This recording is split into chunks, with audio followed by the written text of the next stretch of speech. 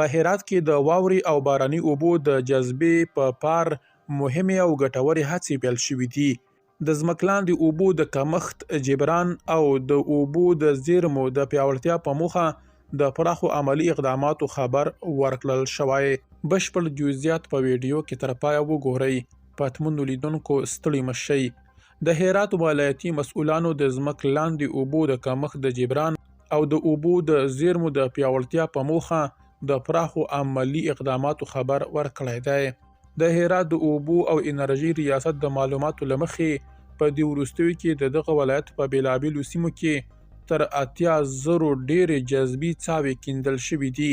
ویل کېږي دا څاوې د باران او واورو د اوبو د راټولولو او د ځمکلاندې اوبو د کچې د لوړولو لپاره جوړې شوي دي، څو د اوبو ضایع کېدل کم او طبي زیرمې پیاوړې شي.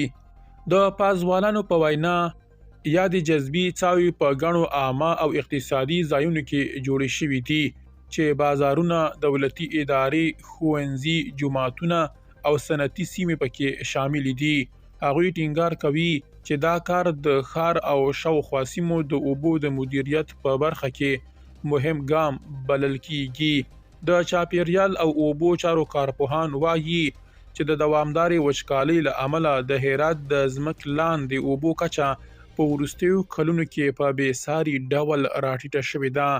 د دوی په باور د جذبي څاوو جوړول کولی شي د باراني اوبو د جذب بهیر چټک کړي او د اوبو د کمښت ستونزه تر یو بریده راکمه کړي.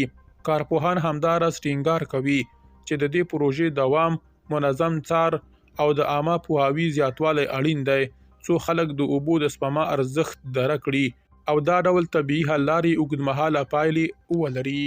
درنو لیدونکو له ملتیا مو مننه.